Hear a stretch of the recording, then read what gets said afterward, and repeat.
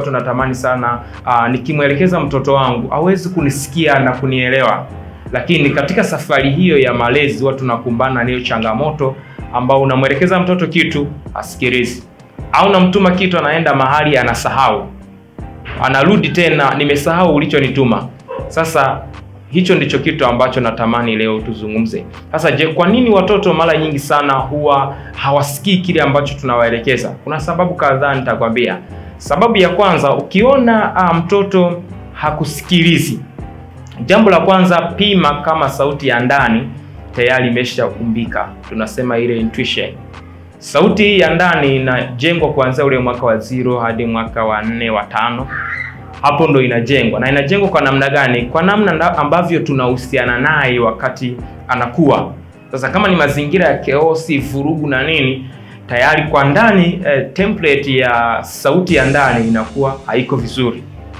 Kama unaongea naye kwa kumkosoa sana, ni critical, ni mzazi ambaye unaangalia tu mabaya kwake, anakuwa na inner critics.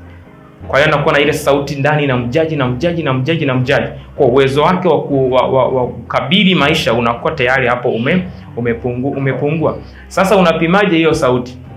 Jambo la kwanza, kama unamtuma hasikii au unamwelekeza kitu hataki, haelewi, hebu muite, alafu kisha muite, mwambie aimbe nyimbo kwa kimoyomoyo bila kutoa maneno.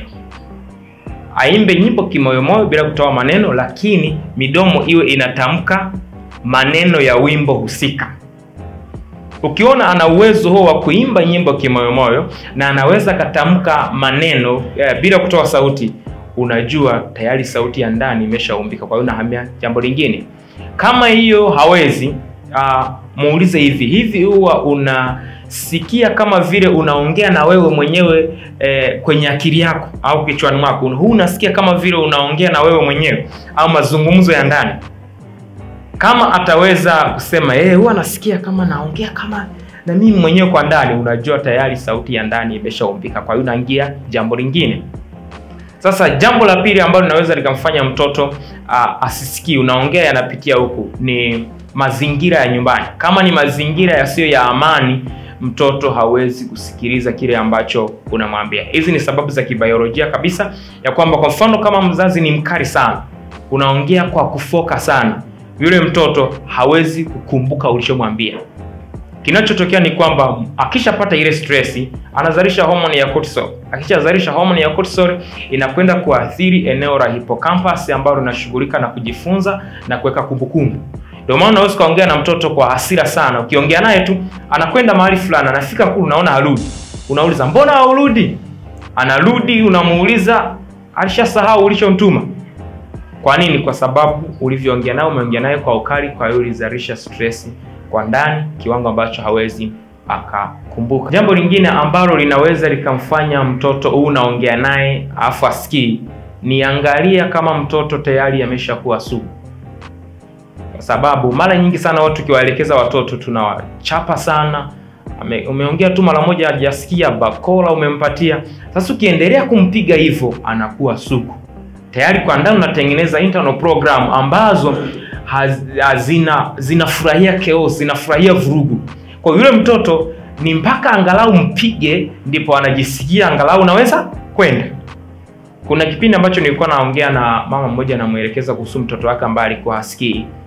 Yule mama ilikuwa kila kiongea na mtoto ni kibao. Kila kiongea na mtoto ni kibao. Kwa yule mtoto alianza sasa kuona kwamba kupigwa sasa ndo normal life, yani ndo maisha ya kawaida ambayo mtu anapaswa aishi. Kwa hiyo ukiongea naye usipompiga kidogo, haoni kama umefanyaje, umeongea naye.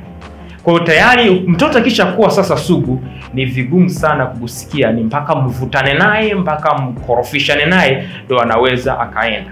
Kwa hiyo kama unaongea na mtoto mambo ni kama vile yanaingilia huko yanatokea huku. Cha kwanza nimesema angalia kama sauti ya ndani tayari imeshaumbika. Kama imeshaumbika, angalia je, mazingira ya nyumbani ni ya amani au sio ya amani.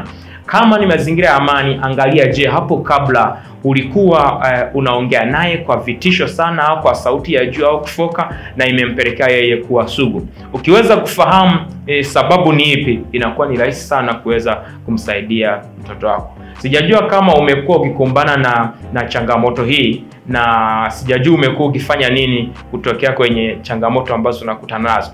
Tuandikie hapo chini na nitafuatilia kile ulichokiandikia, nitakushauri na tutajifunza pamoja. Asante.